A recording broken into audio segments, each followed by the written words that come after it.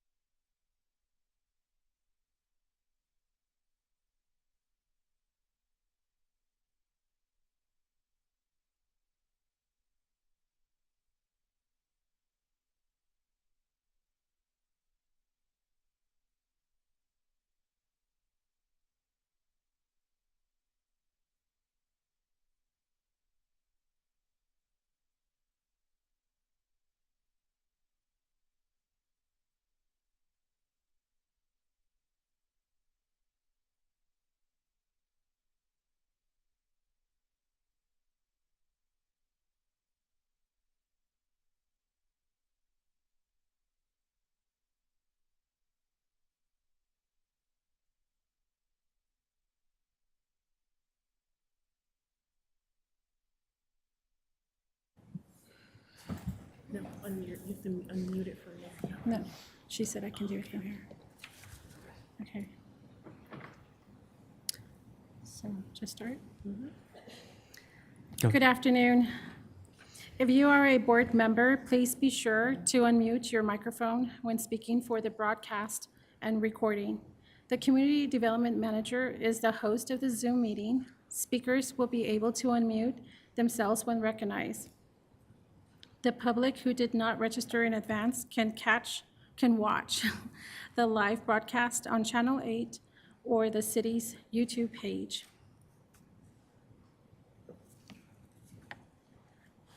Good. Habrá interpretación disponible en español en vivo por teléfono. Llame al 720-386-9023 y ingrese el código de conferencia 104091. For live Spanish interpretation, call 720-386-9023 and enter conference code 104091. Thank you. We will now call our meeting to order. Please stand for the Pledge of Allegiance. Pledge allegiance to the flag of the United States of America and to the republic for which it stands, one nation, under God, indivisible, for liberty and justice for all. Linda, can you please do a roll call of the commissioners? Chairman Popel, Present? Vice Chair Amador, Present. Commissioner Biltoff, Present. Commissioner Ingram, Present. Commissioner Van Dyke. Present. You have a quorum, sir. I'd like to also introduce staff with us tonight. Sarah Geiger, Interim City Attorney, Steve Timms, Planning Manager, Tricia McKinnon, Community Development Manager, Jennifer Jones, Principal Planner, Nathan Chavez, Planner, Michael Rosso, Planner, Linda Bertrand Gonzalez, Planning Commission Liaison, Evelyn Flores, Planning Commission Liaison. Thank you for being in attendance as well. I'd like to see if we have a motion to approve our minutes from our last meeting. I just had a quick correction on the minutes, and just for your introduction, Chairman, I'm actually the acting deputy city attorney, and it just lists as looks like I got a promotion in the minutes, so. Okay. We will make the correction with Ms. Geiger's title. We have a motion to approve the minutes with the correction to Ms. Geiger's title. So moved. A second. Second. Call for a vote.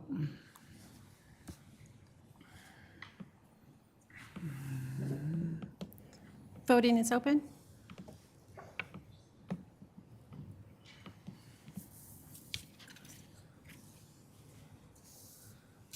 Voting is closed.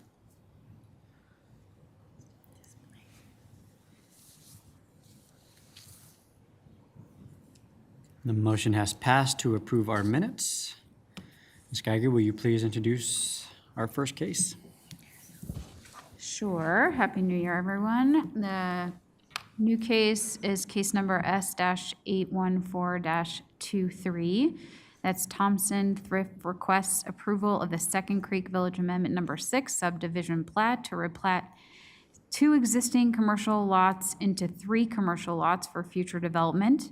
The property totals approximately 6.5 acres located at the northeast corner of Chambers Road and East 104th Avenue, zoned PUD, Plan Unit Development District, and Jennifer Jones from staff will be presenting.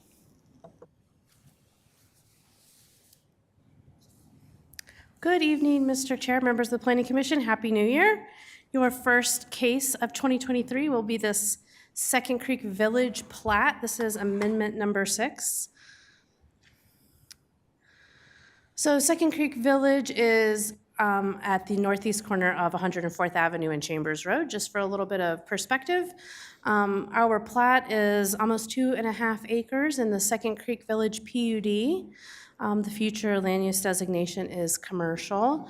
And the request tonight is to replat 2 commercial lots into 3 commercial lots.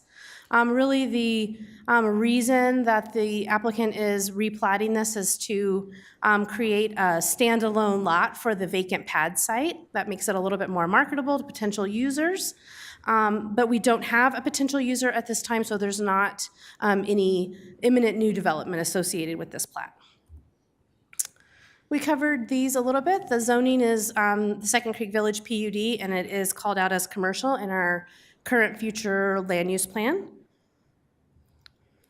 Just a couple of site photos to kind of get your bearings here. The existing Int Credit Union there on the corner of 104th and Chambers, right in that multi-tenant building is a piece of this plat. They have an ATM a little bit north of this site. And then they're looking, it was summertime when this picture was taken. Here's the vacant pad site there that's adjacent to 104th Avenue between that existing multi-tenant building and then additional development to the east. So let's take a look at this plat a little bit. I've kind of colored it just so that you can see it a little bit better. These can be kind of hard to see on these screens. So there are 3 lots in this plat.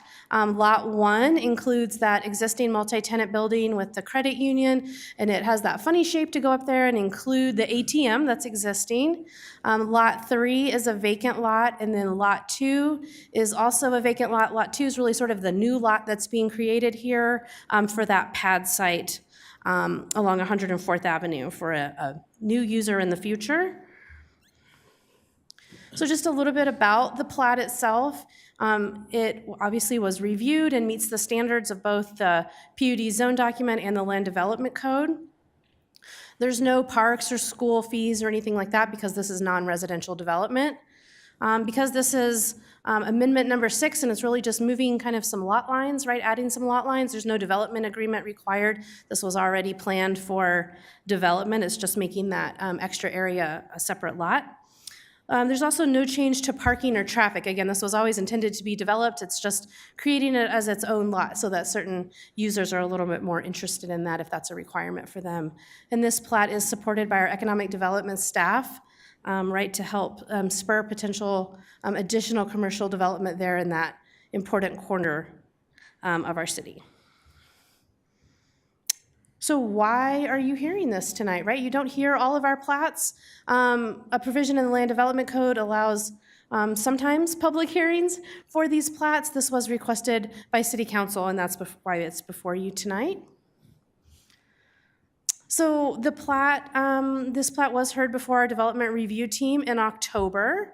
At that time, the development review team found that all of the LDC approval criteria were adequately met, and they do recommend approval of this plat. And with that, that was pretty quick. This is a pretty simple request before you tonight. Staff and the applicant are both present and available to answer any questions for you. Does the applicant have a presentation or no? The applicant does not have a separate presentation, but they are Okay. available to answer any questions. Questions from the commissioners for staff or the applicant?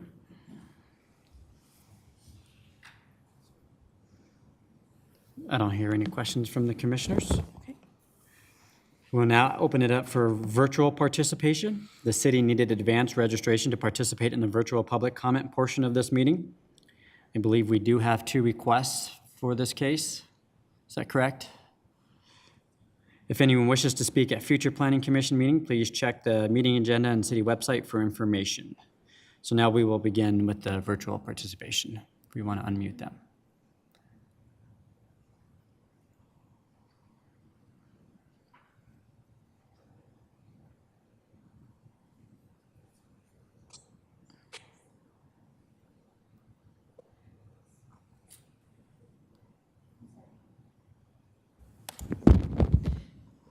Steve Douglas, you should be able to speak if you choose Hello? to. Can you hear me? Yes, we can.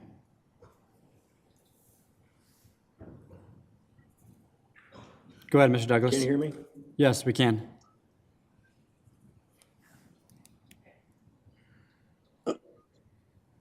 Go ahead, Mr. Douglas. Okay, thank you. Hey, here's the issue.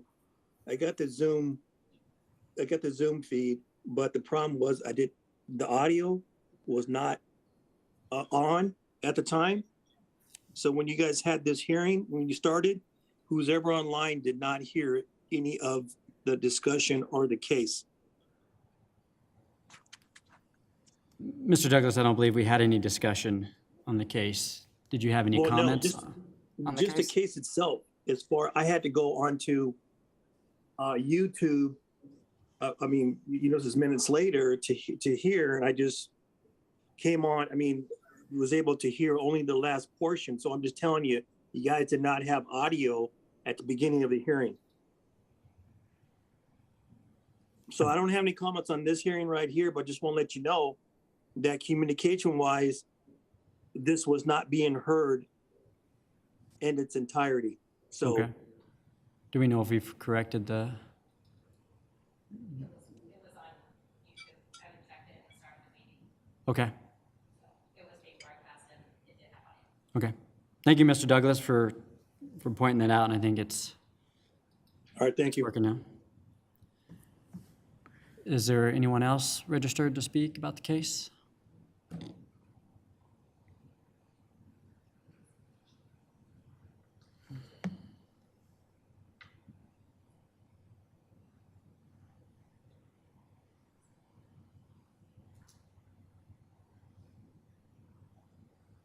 Anybody else, Tristan? Oh, no, I'm sorry. I thought, Okay. So no one left virtually. Anyone in person that would like to speak about the case? If so, please step to the podium. I do not see anybody in person, so we will now close the public comment portion of the case.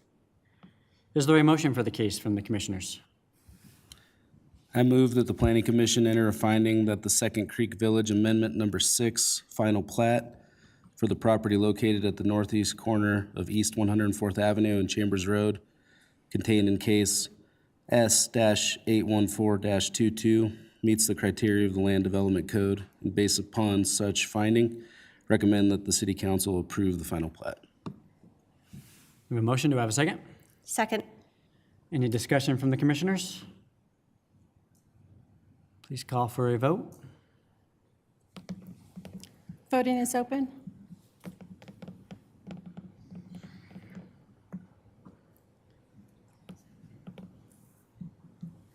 Voting is closed.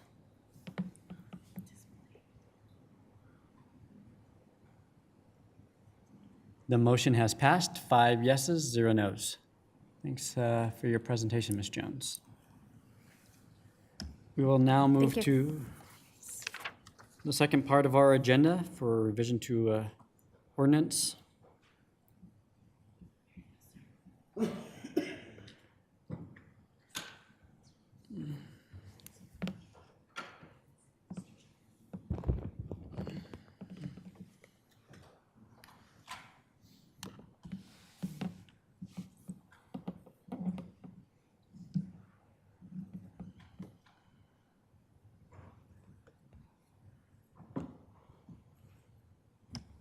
Good evening, Commission members. I hope you all had a great holiday season. So there's a lot to cover with this LDC amendment regarding the PUD process, Ordinance 2433, so I'll dive right in. So the following items have been identified by City Council, staff, and yourselves as needing updates related to the PUD process. This includes a general lack of commercial development throughout the city, mixed-use areas within PUDs developing 100% residential, which has also led to an uncertainty regarding final development of a proposed PUD zone document. There's a concern that PUDs do not provide a unique development and have been applied too broadly within the city. And lastly, there are instances within PUDs and the final built development where private parkland is too small and too split up to be of proper use to the residents of the development. So this text amendment and really the initial bones, the foundation was taken to a study session this summer. The first instance was July 18th for City Council. And there was extensive discussion at City Council about what uses constitute mixed use. And staff responded that it's commercial, residential, and industrial. And later on in this presentation and with the text amendment, I'll kind of lay out how we address those issues by City Council and how we addressed that discussion. And then the following day, staff took again, this foundation to Planning Commission, and the PC members expressed concerns with the jump from 3% to 10% for parkland requirement, and specifically, Commission members requested to see a sliding scale for the park requirements. There was also concern that there was too much parks, drainage, and trails that needed to be dedicated for development to be feasible. And lastly, that there's a possible hindrance to development by restricting all residential development along arterial frontages and at corners where collectors intersect with other collectors and arterials. So as a result of these study sessions, the general history of PUDs within the city and the identified items earlier on in the presentation, staff is updating these 5 sections of the Land Development Code.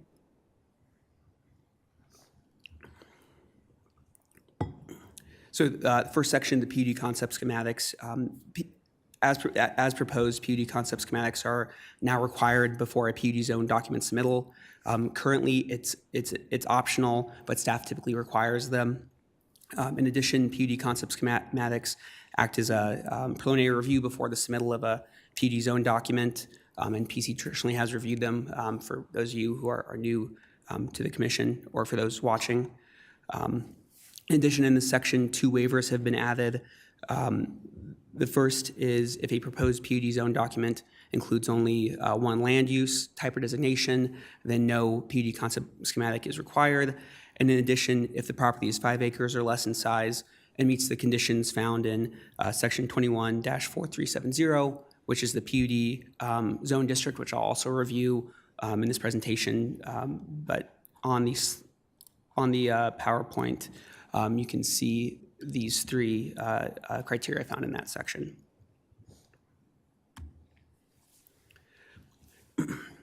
Moving on to PUD zone documents for that section, this amendment includes removal of optional general design standards, removal of the ability to process a final plat or PUD development permit with a PUD zone document concurrently. While this is currently an option for the applicant, it has never been expressly allowed within the LDC, and so it's just being removed from this section. And one of the more major amendments for this subsection there's 3 new amendments to the approval criteria, specifically subsection 4B now stipulates that a PUD zone document must take into consideration the director or PC's comments for any previously reviewed PUD concept schematic. Currently, how it reads, it reads the PUD zone document is consistent with any previously reviewed PUD concept schematic, and sometimes that approval criteria cannot be met if a applicant refuses to make any changes to their PUD zone document from the initial PUD concept schematic. And then addition, specifically addressing planning commission's concerns. The second approval criteria was changed specifically from where a major collector street intersects an arterial or another major collector. It used to read another collector. And looking at the road classification plan where we would pull arterials and major collectors, this includes East 104th, 112th Avenue, Tower Road, 96th Avenue, E470, Chambers, and Potomac, just to name a few. And then when taking that roadway classification plan and looking at the future land use plan for the northern range, and the next slide has the E470 influence area, we see that much of the land adjacent to arterials and major collectors are designated as commercial, mixed use, multifamily, or industrial. And yes, there are examples, there are instances where there is medium residential or low residential, but many of those properties are already built out and existing residential. And this is really geared towards future undeveloped property where staff, city council wants to see more commercial as opposed to residential subdivisions. And I think, and I missed one part, I apologize. In addition, the approval criteria also states that it's no single family or majority multifamily. So you could have a PUD that is, technically 49% multifamily and then 51% commercial, and it could be next to an arterial or at a intersection where a major collector meets an arterial or another major collector. And that's to promote mixed-use development and higher density if we do have some residential. So there are some specific caveats. And again, this is just the future land use plan for the E470 influence area.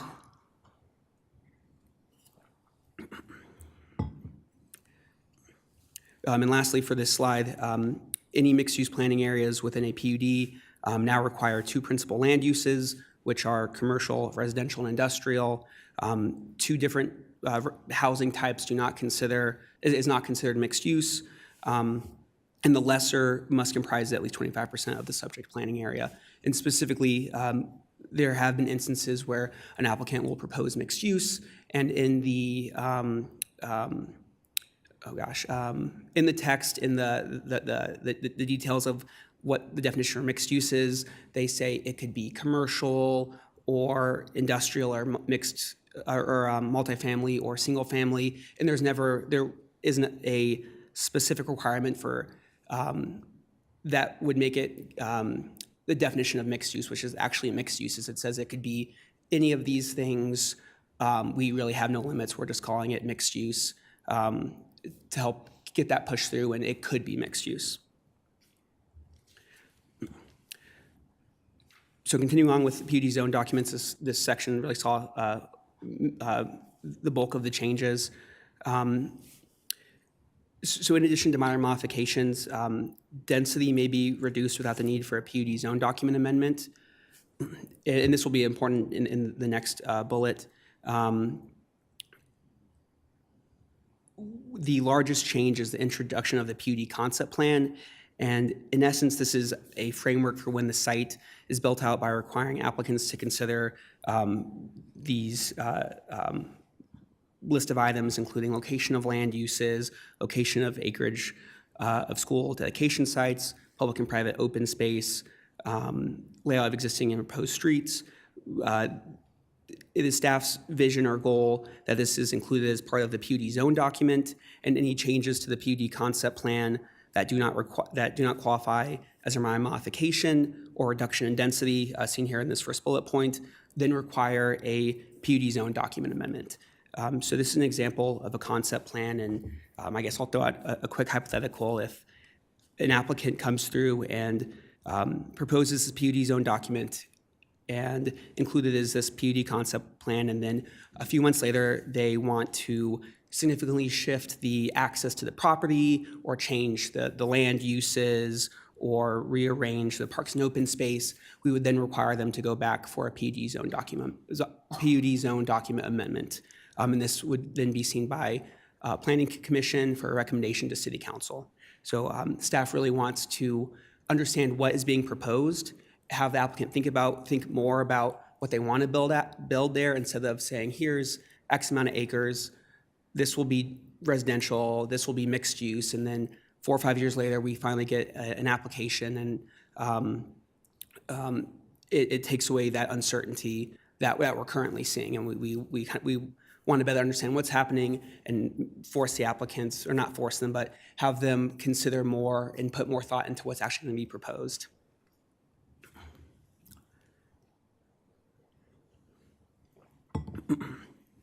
The third section that is seeing a change is PUD Development Permits.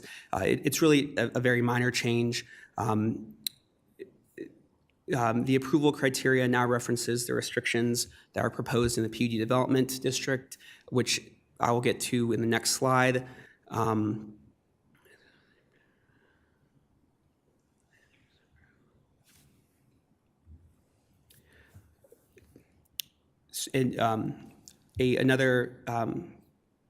I guess for the PUD Development District subsection, the major change is there's now a 50-acre minimum. So any PUD that's proposed has to be a minimum of 50 acres with a few caveats, or a few potential waivers.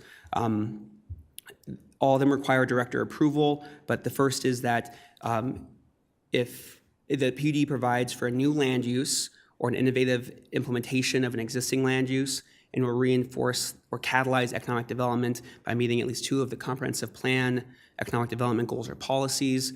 And staff's line of thinking was, if we see an application come in for a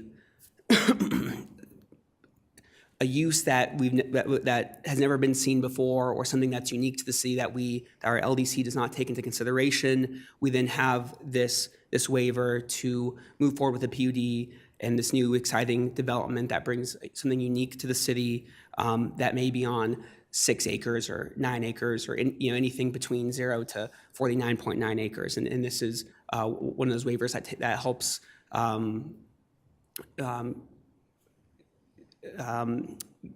not get around the 50 acres, but take into consideration that there are always going to be exceptions to the rules. There are 2 or more land uses proposed, and vertical mixed-use development is primarily proposed. An applicant comes in and wants to develop 25 acres, hypothetically. They need to propose primarily vertical mixed use, and then have actual mixed-use development. In the last section regards private parks and open spaces. The first change is any subdivision less than 10 acres does not have to have the 3% private parks and open space requirements.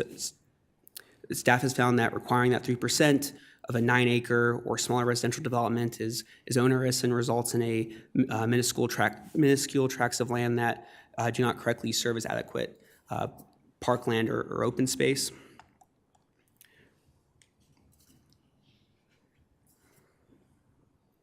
Excuse me. And then the final change for this subsection is the inclusion of a PUD-specific private park and open space requirements. Staff took into direct consideration the request for a sliding scale based off density, and you can see the sliding scale here, and it really starts at 4 dwelling units per acre or less, requires 10% open space, 5% minimum private parks. Then we move to up to between 4 and 8 dwelling units per acre. And then finally, if there is a development that is proposing 8 dwelling units per acre or greater, then we have a larger requirement for private parks and open space. I know I've talked a lot, so I won't read through all of these items, but really the highlights are that 50% of the required acreage for parks is to be on one parcel with a minimum of 150 feet on all sides. Open space can include wetlands, retention facilities, meadows, forested areas. Amenities are required within private parks, and we have the section referenced. And then lastly, drainage tracts shall not be included in the overall percentage of required private park dedication. So during the course of drafting this text amendment, staff has received 2 letters from the public. Specifically, both letters express concerns regarding how the proposed amendments may affect existing PUDs and potential future amendments.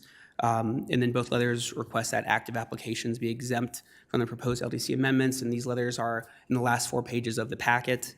And for the record, the proposed LDC amendments shall only apply to new PUD applications submitted after this ordinance is adopted or the date the ordinance becomes effective. And any new PUD applications for proposed PUD amendments submitted after the effective date shall also adhere to the LDC amendments. Staff recommends the Planning Commission forward the request of the LDC amendment, Ordinance 2433, to City Council with recommendation of approval. I'm happy to answer any questions or go back to slides or pull up the red line or clean version. I know I threw a lot at you, so please let me know if you have any questions or want to review anything further. Thank you. Questions for staff? Andrew? So thank you for the presentation, Mr. Chavez. As I look through this, it feels a lot like the National Defense Bill, where you want to get something passed, so you throw everything in there, including the kitchen sink. And so I'm a little unsettled with a few items, but I guess my question really is, have we talked to the development community about the private parks and open space increases in the percentages to see how that impacts them and how they feel? I mean, I'm cautious to make a decision as a planning commission and a recommendation to city council without doing like more due diligence. And I know that you said there's a couple of letters that were asking about retroactive but moving forward. So what was the process of reaching out to our developers, if you will?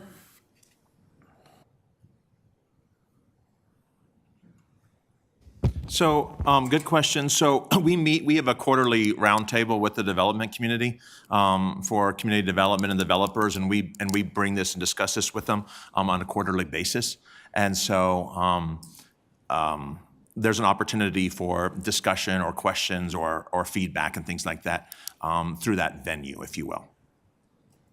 With that being said, so I believe the dates were probably July that it went to council. So was there a study session with council and then planning commission? So if I kind of do the math, there's been roughly 6-7 months.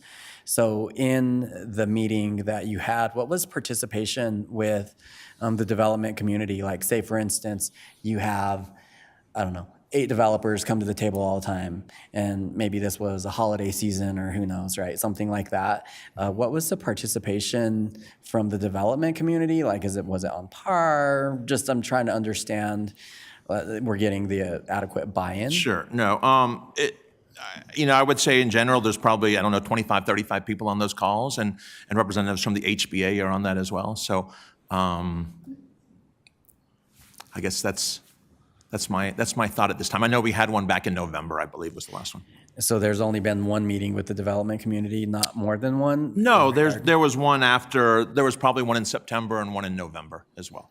Okay, because you said they were quarterly, so I was just trying to, so that seemed like third monthly quarter, fourth then. quarter. Every 2 months now, Jim Okay, says. every 2 months. So there's been approximately 2 meetings with the development There's been at community? least 2, I guess, that I've been on personally. Yeah. Thank you.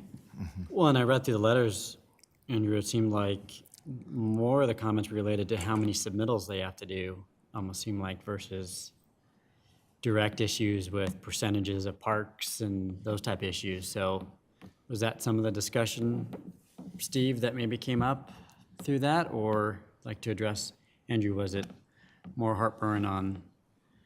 I'm sorry, say the first part again? Well, when I read through some of the letters, I think, both letters kind of addressed, how many submittals they got to go through, right? And the length to get through the city, right? Well, that's a whole different issue, right? That has nothing to do with this, but yes, uh-huh. Well, I'm just saying if you're requiring the concept, right, to be formalized, one of the letters says, well, now I have to do a concept, so that's just another submittal that goes to the city before I get to the, adds the layer. Or does that Yeah, so process a lot already of these exist? updates and changes are codification and requirements of practices, best practices that we already do. So when it talks about a concept plan, we already asked for that as part of the concept schematics and things like that. So it should not be, it's not intended to be an extra round of, or another application. It's enfolded within the concept schematic or the PUD zone document, and it's meant to run concurrently with that underlying application, if you will. So in conformance with their pro formas and things that they've developed as part of their initial planning. And that's what I was thinking too, because I mean, we've seen a number of concept, within this, and obviously that's at the direction of you all, right, for that. That's how it kind of reads now. If Do we push see came a to lot of them, shove, Steve? yeah, or- could they have said, hey, show us the requirement where you have to do it? Right? I mean, we have some broad language in the land development code that says, as other studies or other plans is required or asked for by the director in the city. So we have that authority, Umbrella, but this just helps clarify it so that there's not questions. But yeah, the ones you've seen lately, I think Eberly and Can-Am, Third Creek even had a type of concept, if you will, for streets and for potential lot and blocks and things like that. Since it's at your discretion, do we see a lot of those concepts? I'm Steve? sorry? Do we see a lot of the concept plans, or do you? Do we Would see you all 25%? see those? Do we already see a lot of the concept plans that come We across do, your I desk? think we do, yes. Yes. You all saw one for Murray Farms, I believe, Yep. right? Not too long ago as well. So it's basically standard practice across the, if you will, the municipalities. I would and agree things with like that. Yeah, it's similar to what Denver does, similar to what other municipalities do. As part of this, I think it's in the staff report, as part of this, though, we had a consultant look at other cities in the Front Range to see what they did, right? And see how they developed their PUD process. And those other cities this is in keeping with those other cities, I guess, and their requirements. agree with So that. it wasn't necessarily, is bringing us up to kind of where those other cities were at. Correct. In addition, when drafting this ordinance, we were under the train of thought that it's better for an applicant to go through the PUD concept schematic, receive comments from city staff and planning commission. So when they do submit their PUD zone document, they submit something much more robust. They already have comments, and they're able to go through much quicker than having to add an additional round of review at the PUD zone document stage, which can take quite a bit of time. Correct. Part of this too is to, encourage straight zoning, right? For years and years and years and decades now, this city has kind of propagated PUDs, right? And so, but a lot of cities, if you have, good straight zones, there's not a need for PUDs and things like that too. So we're in the process right now of updating our land development code, and that's certainly one of the goals that we're doing too.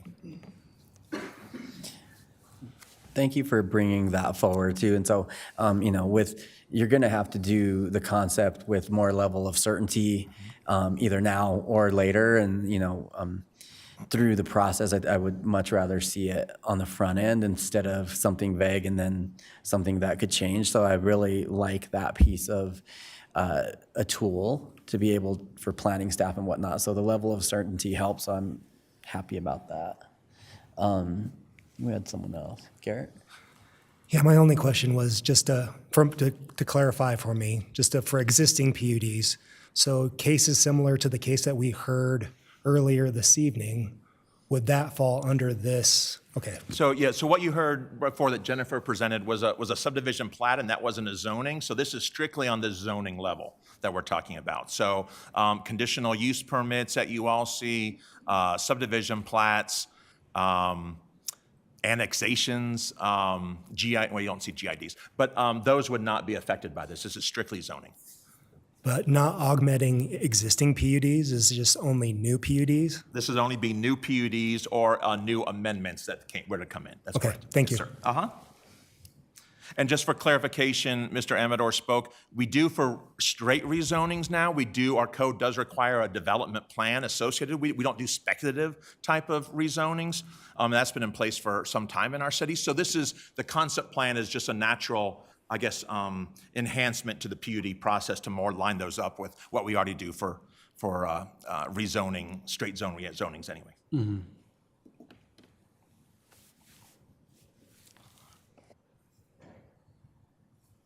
More questions from the commissioners?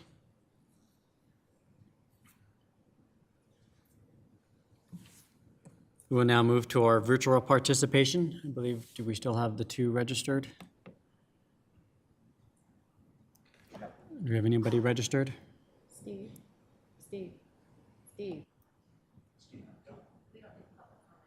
No, we open it. It's not a public hearing, but it's open.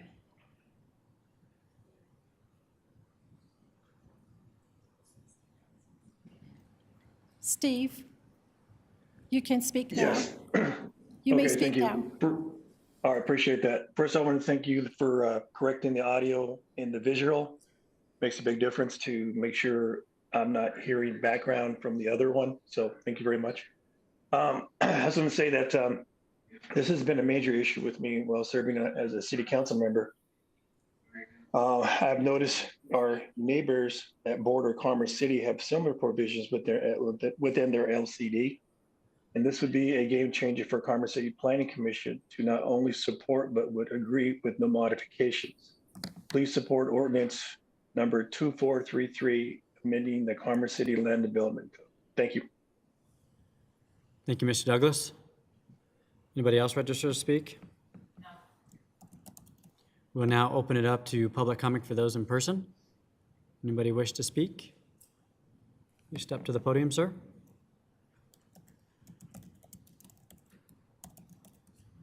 Please state your name and address.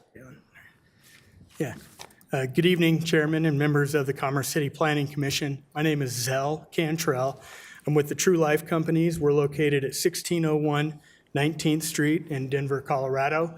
Just real quickly, the True Life Companies is a residential real estate investment company focused on providing housing opportunities primarily in what we consider underserved, high barrier to entry, or infill sites throughout the country.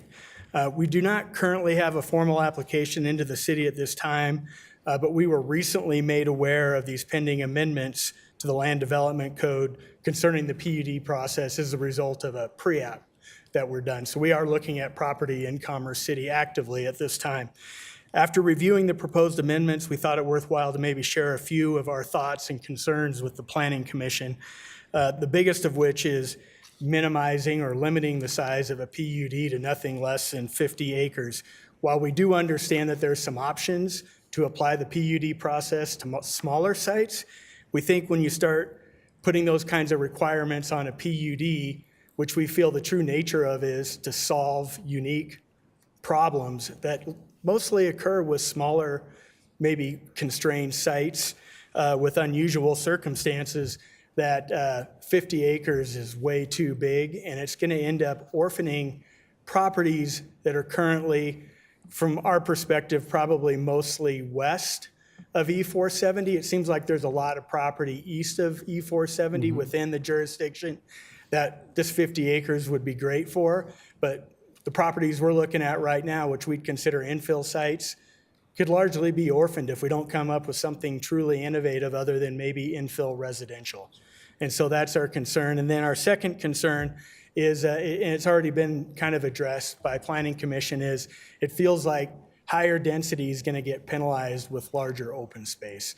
While we appreciate the graduated approach to it, I think what we've seen over the last year is we're going to see increases in density to try and provide more housing to more people.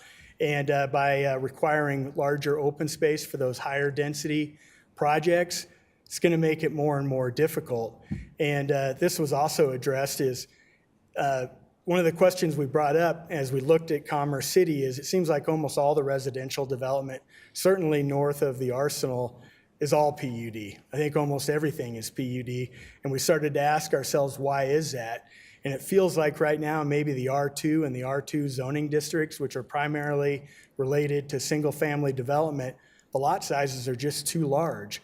And it feels like we feel like the reason a lot of developers pursued the PUD is so they could get a smaller lot size, increase their density. And we think the trend is going to continue to go that way until the market changes. And therefore, the question is changing the PUD process the right approach, or looking at some different zone districts, is that a better approach? And I think that was already brought up. I can't remember who brought it up, but that was our line of thinking as well. And so just kind of wrap things up, we don't think the shortage of housing is going to change anytime soon. So we think it's incumbent upon us as developers, cities, jurisdictions to look at ways to help us come up with higher density. And we're not sure modifications to the PUD process in Commerce City is going to accomplish that. So thank you for your time. Thank you.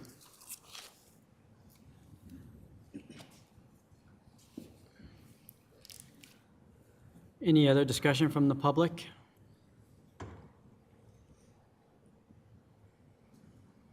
We now close the public comment portion of it. Discussion on the case? Steve, I remember, again, back in July, right, I think is when we had this meeting. I think the acreage, the 50 acres, I think that came up during our discussion as well.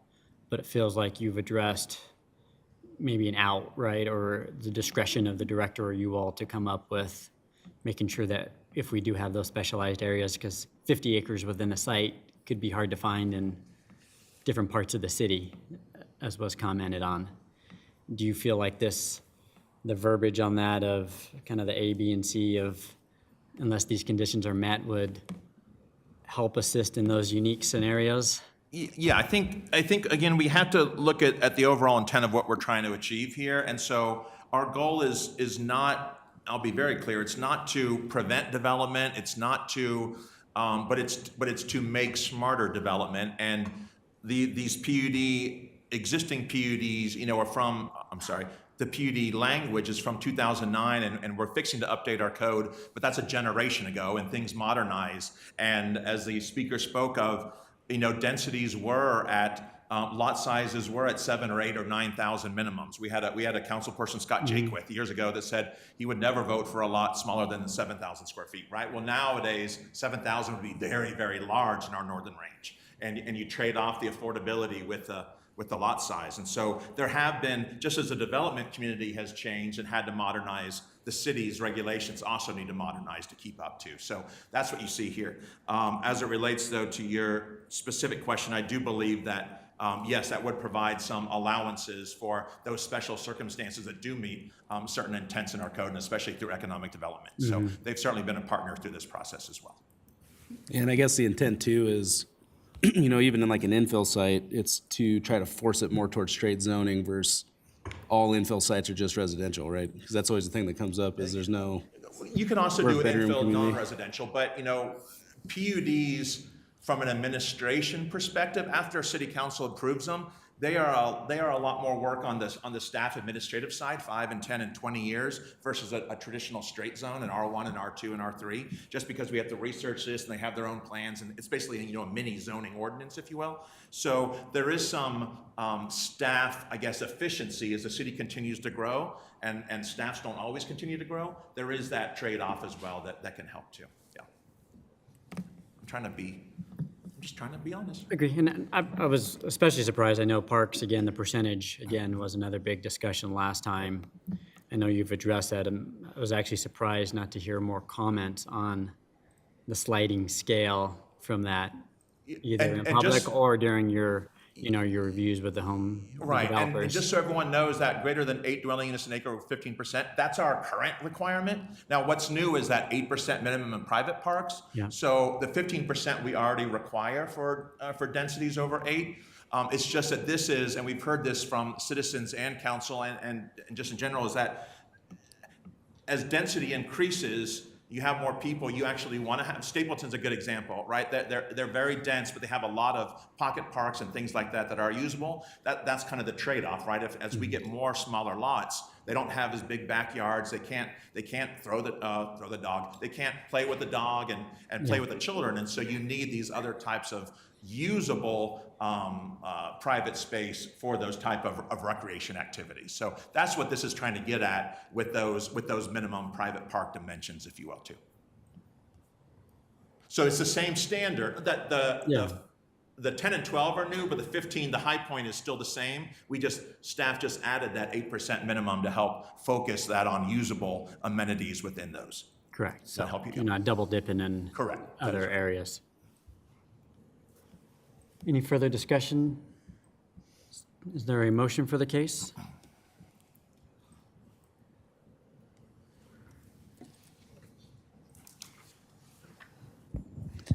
I move that the Planning Commission recommend that the City Council approve the proposed ordinance number 2433, amending the Commerce City Land Development Code.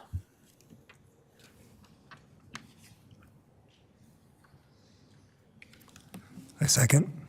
I have a motion and a second. Any further discussion from commissioners? We will call for a vote. Voting is open.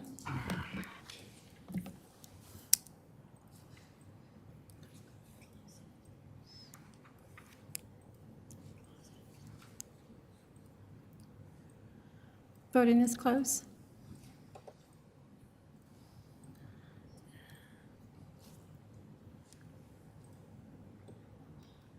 The motion has passed, 5 yeses. Thanks, Mr. Chavez, for the presentation. That, I believe that concludes our case and the ordinance. We are moving on to our miscellaneous information. Steve, any commission business that we need to discuss? Any commission business? Good. Or Tricia? Okay. Ms. Geiger, any legal business? No, nothing from legal, thank you. Anything else from staff? Just two things. One is we do have a new planner here, Mike, so he'll be joining us. He comes to us from the great state of Florida. So you'll see him more in the future, but this was literally his first day and he came to Planning Commission. Wow, See, that's so exciting, that is yes. And second of all, for February, we do have a couple of, here we have a zoning case at least for you all, so we will have a meeting on that first Tuesday in February, so appreciate that. That's all I got, sir. Believe that concludes our agenda. Our meeting is adjourned.